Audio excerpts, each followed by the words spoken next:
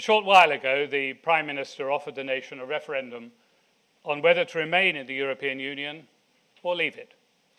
And I believe he was right to do so. As a general principle, I don't like referenda in a parliamentary system. But this referendum could heal many old sores and have a cleansing effect on politics. It will be healthy to let the electorate re-endorse our membership or pull us out altogether. At present, we're drifting towards and possibly through the European exit. We need a renegotiation and a referendum endorsement of it. And if that is denied, the clamour for it will only grow.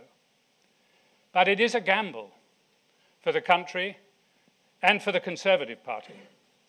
The relationship with Europe has poisoned British politics for too long, distracted Parliament from other issues, and come close to destroying the Conservative Party. It is time to resolve the matter. If the referendum were held now, some polls suggest electors may vote to leave. In 2017, their decision may depend upon the outcome of the negotiations. And success in those might involve repatriation of powers, or opt-outs, or reform of existing policies, or safeguards against unwelcome developments. It will, most likely, be a combination of all these and perhaps more besides. None of this will be easy. On many issues, there will be no natural meeting of minds. To what the French call the Anglo-Saxon mind, the case for reform is very strong, unanswerable even. To many continental minds, there is a very different perception. The French already believe that sterling has a competitive advantage over the euro. They now fear that the UK will opt out of social and employment provisions to give our economy a further competitive boost. They will not readily concede that in negotiation. We need to prepare our own proposals without delay, negotiate courteously and with understanding. And the manner in which these negotiations are conducted will be vital. If we enter them without appreciating the position of each of our European partners, we will fail. If we enter them without engaging with each of our European partners, we will fail. If we enter them with the aggressive attitude of give us our way or we quit, we will fail. We British would regard any such approach from our European partners as a threat, an attempt to bully. And just as we would take a dim view of that, so would they. When the end game approaches, the Prime Minister will need to conduct the negotiations personally.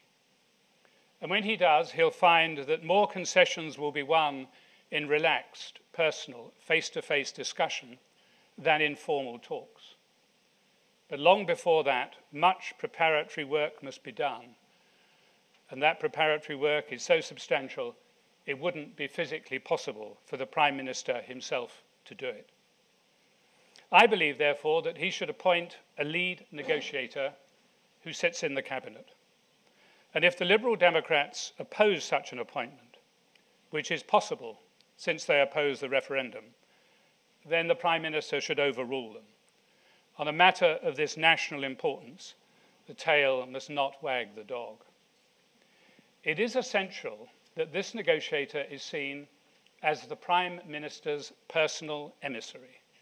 He or she must visit and revisit every European capital to explain our case, seek allies, set out our aims, and crucially, emphasize the damage to the European Union as a whole if the negotiations fail and the referendum is lost. The Prime Minister cannot afford to ignore the home front. He must carry public opinion with him.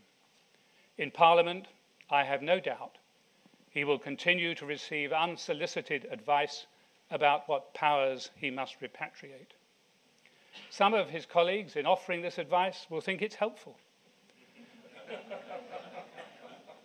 And that our partners will hear the strength of feeling and immediately capitulate. That is quite wrong. They will not. Such advice given publicly will undermine, not strengthen, the Prime Minister's negotiating position. And it will do so because he will be seen to be acting under political duress rather than principle and conviction, and his hand will be correspondingly weakened. And I know that because I've been there. Advice, yes, that is a proper role for parliamentarians, but the truly well-meaning will give that advice in private.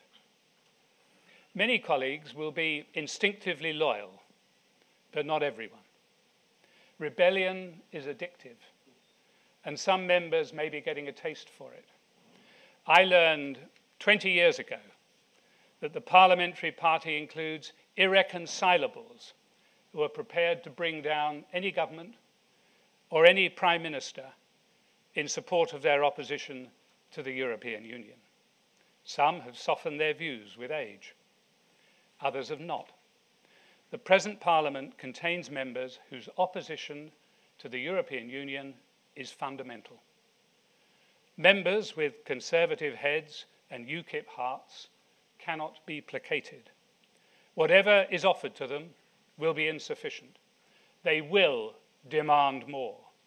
They will only be satisfied by withdrawal. It is therefore essential for the Prime Minister to rally the persuadable majority of the parliamentary party.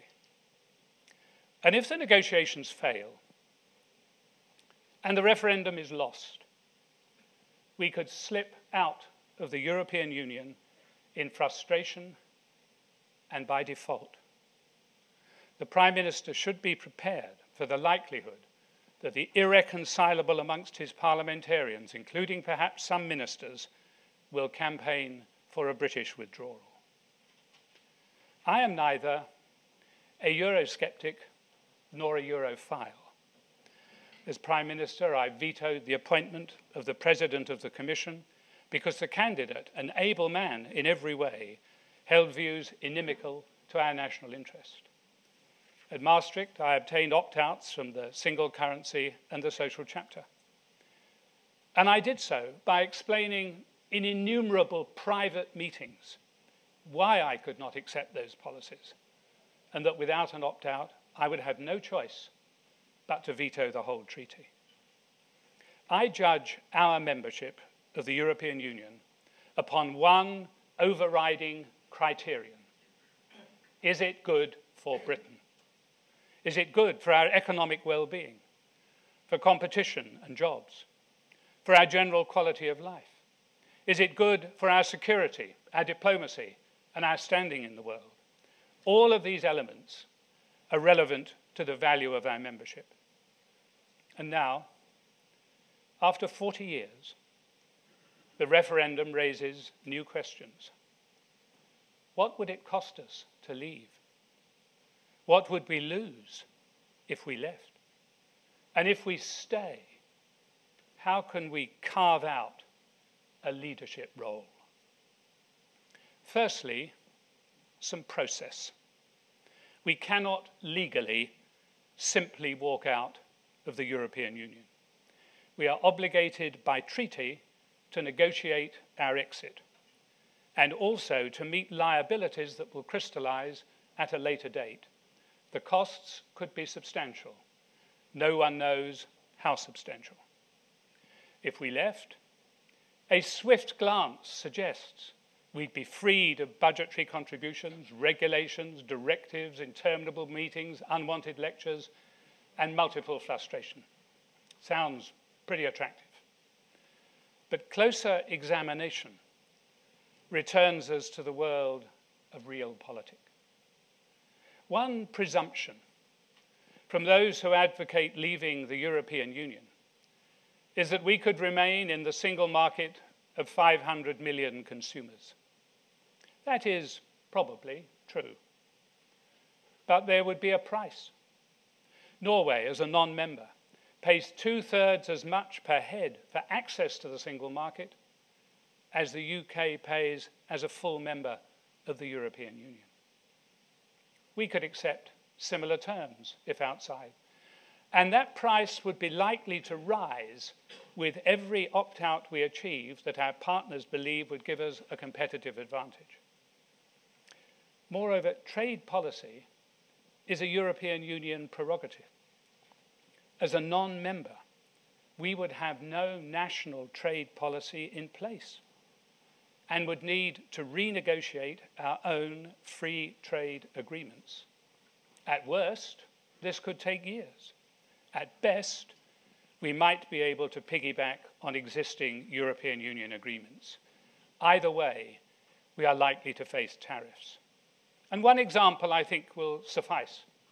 At present, we export 5 out of every 6 cars made in the United Kingdom.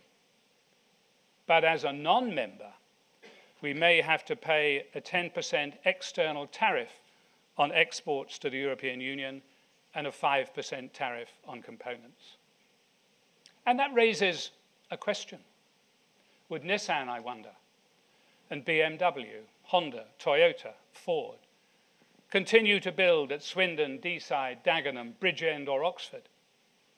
Or would they relocate and place future investment inside the European Union with no tariff on their cars? Many livelihoods in the UK depend upon that answer. And then tariffs are not the only or even the worst threat to competitiveness. Most trade barriers are regulatory. And for us to continue to sell in Europe, UK exporters would have to conform to European regulations. As a non-member, we would have no input into them, but if we wish to export, we would have to meet them. Now, would this hurt us? Certainly. In the crucial area of financial services, we can anticipate that regulations could and would be designed to undermine UK competitiveness. Many would argue that in some areas this is already happening, and I would agree. But whilst inside the European Union, we can mitigate the worst of the excesses, outside, we could not. The European Commission, generally, is very unpopular in the United Kingdom, sometimes rightly so. It can be insensitive and seem bullying. But we shouldn't ignore its virtues. In alliance with the Commission, the UK has driven policy on the single market for many years. And in the negotiations to come, the European Commission may often be our ally. They know that a Europe without Britain would be more vulnerable to a move towards protection, and they know how damaging that would be. And then, of course, there is inward investment. Inward investment may also be at risk. Another question. Would companies from around the world who invest over 30 billion a year in the United Kingdom be more or less likely to do so without unfettered access to the European market? To me, the answer is self-evident. But any doubters should ask those foreign investors and then reflect upon the 500,000 jobs those same investors have created in the United Kingdom in the last decade alone. The impact of a withdrawal goes beyond trade and investment. In a world of global markets, countries are increasingly banding together. It would be a brave decision for Britain to go it alone. I bow to no one in my pride of our country, but we should see ourselves as others see us. We are 70 million in a world of 7 billion, with countries like China, India, Turkey, Indonesia, Mexico, and Russia all rising in economic and political importance. Do we wish to become less relevant in their eyes, or face the future as a leading voice in a bloc of 500 million people? To leave would be to march against history. Many of those who wish to withdraw from Europe do so on the assumption that we could enhance our relationship with existing allies, most obviously the United States and the Commonwealth. They are mistaken. Economically, the United States looks increasingly to the east, where the market is growing. Politically, every American president I have known wishes to see the United Kingdom at the heart of Europe, because that is what is in America's own interests. Outside, we would be of far less relevance. We could no longer advance the argument for free trade in Europe, or as recently, help develop sensible rules on data protection, or digital rules that accommodate American counter-terror objectives. Nor could we push for sanctions on Iran, a policy largely driven by the United Kingdom. So be certain of this, if nothing else, America does not want the UK to cut her ties with Europe. As for the Commonwealth, two facts suffice. We sell more to North Rhine-Westphalia than to India, and more to France and Germany than the whole of the Commonwealth added together. And incidentally, overall, we export 4 times as much to Europe as we do to the United States. Being inside the European Union can often be frustrating, but outside, we would be at a serious competitive disadvantage. The tens of thousands of UK companies who trade with the European Union should think long and hard about the consequences of exit, and so should their employees, numbered in millions.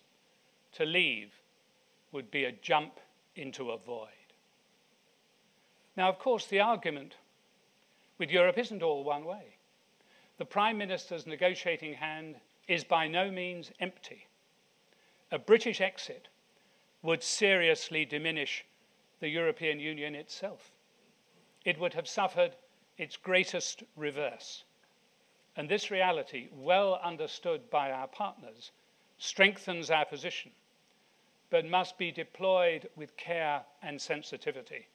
Clumsily handled, it could be counterproductive. But if we left, Europe would lose one of her biggest economies. Her role as a global power would be diminished. So would her diplomatic reach. Her foremost free marketeer would have gone. Her main bridge with the United States would be broken.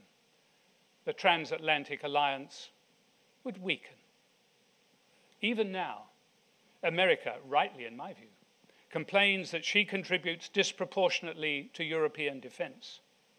Without the United Kingdom, the continental European contribution to their own defense in NATO would be pitiful. Departure might be a leap into a void for Britain, but her loss to Europe would be palpable. None of the risks of separation mean the status quo is acceptable. Nor does it mean that it can't be changed. I believe it should be, and I personally believe that it can be. What it does mean is that Britain and Europe must work to accommodate one another with goodwill and tolerance. Tolerance was once a great political virtue and one that I would love to see restored to the body politic everywhere. With goodwill and tolerance, a deal can be done. At present, the Eurozone is changing its relationship with the rest of the European Union. Against that background, I see no reason why we should not seek to do so too. It's not anti-European to fight for the British national interest, but we should not overestimate what can be achieved. The Prime Minister can probably deliver safeguards for the city, less regulation, less bureaucracy, no more social legislation, enhancement of the single market, and more besides. Beyond that, there are many areas ripe for reform, including a full repeal of the Working Time Directive, which a number of countries in Europe would welcome. We should also focus on tackling the democratic deficit and giving real muscle to subsidiarity. And we should do that because reforms that help Europe will also help the United Kingdom. Other European Union policies, CAP, fisheries, structural funds, are a constant frustration to the United Kingdom. But even if the Prime Minister were able to gain exemption from these policies, does anyone imagine hard-pressed farmers and fishermen would welcome the loss of subsidy from Europe and not demand its replacement from the British Treasury? Does anyone assume for a second we would not need to replace the subsidies lost to poorer regions in our own country from our own resources? We know the answer to those questions. I dare say we could improve on European Union policies, but the net gain would be far more marginal than many people imagine. And whenever we outcompeted Europe, they would react to offset our competitive advantage. And how do I know that?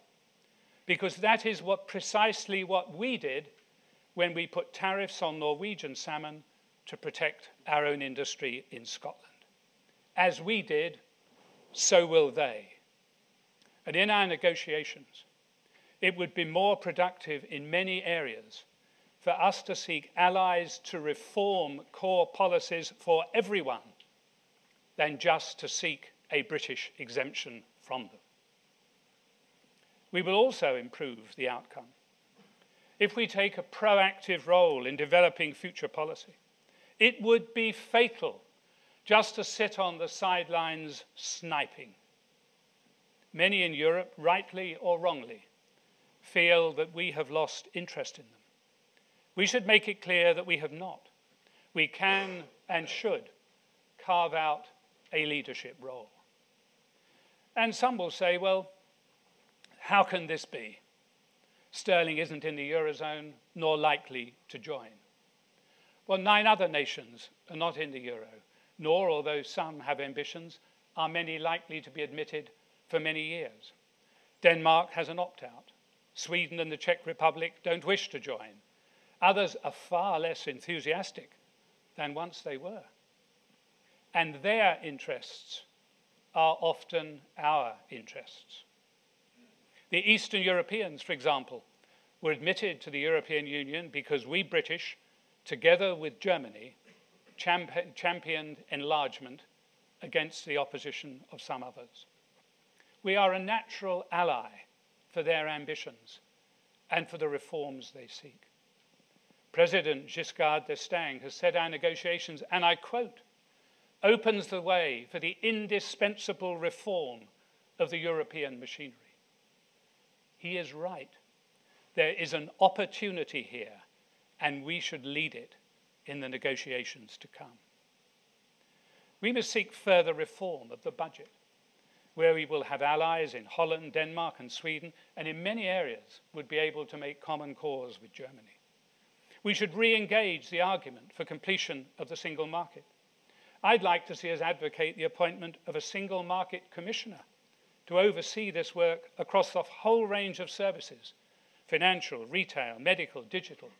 The list is very long, and the potential gain is very large. We could seek to interconnect the energy market. We could widen trade agreements. We could try and create a true European venture capital market. There's no lack of areas where we can seek to lead and change and improve European policy. We should continue to work with France in particular to develop policy on the Middle East and the North African Rim. Stability in that region, with its trade and investment potential, as well as its proximity to Southern Europe, is crucial to Europe. And Britain and France are well placed to lead policy. We have had successes with action against Libya and sanctions against Iran, but there are many more options. I believe a proactive role in Europe would pay rich dividends in policy and perception, both at home and overseas. It would also highlight our British value to the European Union, and by highlighting our value, encourage acceptance of our demands. Our case is logical and can change minds, but it will require time and patience and commitment. What of the future? Why are so many of the British, perhaps especially the English, so cool towards the European Union? Some blame Eurosceptic opinion, and that has been a powerful factor. As pro-Europeans have remained silent, anti-Europeans have become more vocal and less tolerant. But that is far from the whole story. Europe is also culpable. Year after year, continental leaders have told us that Britain is an essential and valued member of the European project. That is flattering. But their soft words are offset when they pursue policies they know to be anathema to us. For years, continental leaders have denied a federal ambition while their policies have moved us closer towards it. They have introduced a single currency, job-destroying legislation and excessive regulation. There has been a willful refusal to complete the single market. Some have flirted with protection. All of these policies are against British advice and British interests. If we are frustrated and seen to be unreasonable by some, we do have some cause for that stand. And emotion matters too in this debate. Our electorate doesn't like to see Britain dragged along at the tail of the cart. They'd much prefer us to be in the driving seat. I suspect that if Britain were seen to be proactive in policy, it would revolutionize British public opinion. And that is necessary, because at present, public frustration is very deep, perhaps deeper with Europe than I can ever recall it being at any time in the past. We don't know where more Europe will end, or how we can stop an ever-increasing bureaucratic power grab into what Douglas Hurd memorably called the nooks and crannies of our national life. People fear, will we eventually be submerged in an undemocratic United States of Europe? For most of us, that is simply unacceptable. We need an end point, and we need to know what it is. And we need to be confident that it will not be breached. These are all matters for the negotiations to come. Let me summarize. When we come to the referendum, the public will decide. At present, affection for the European Union is minimal. Its virtues are denied, even ridiculed. Its drawbacks are emblazoned in debate. Years of negativity have sunk deep into the British psyche. Ill feeling between pro and anti factions is worn by some like a badge of honor. Debate over Europe tends to be conducted at the extremes of opinion, with most of the country uninvolved. A single-issue party dedicated to withdrawal has grown in public popularity. Public skepticism about Europe feeds on an intense patriotism and has become a reality our political system cannot ignore. Some see the referendum as merely a piece of party political management. But it is much more than that. It can be cathartic. It can end 40 years of political squabbles. It can allow our Parliament, undistracted, to put vital issues such as the growing underclass and the disregard into which politics has fallen where they should be, at the very forefront of our national debate and national agenda. The referendum can help reform the European Union, and for the better. It can resolve both justified and unjustified fears about our membership. And it can encourage the United Kingdom to take a more positive leadership role in the development of future policy. All this is possible. Let me close with a vignette. In 1990, in an attempt to head off a single currency, I advanced the concept of the hard AQ, a parallel currency that was market-driven and would coexist with national currencies. Our proposal failed. It was, first, too late. But the more pertinent reason was explained to me by President Mitterrand. His response was simple: right policy, wrong country. Right policy, wrong country. All too often, that sums up how Britain has been regarded in Europe. The referendum gives us an opportunity to change that perception. It's in Britain's interest and in Europe's interests that we take this opportunity and that we do so. Thank you very much.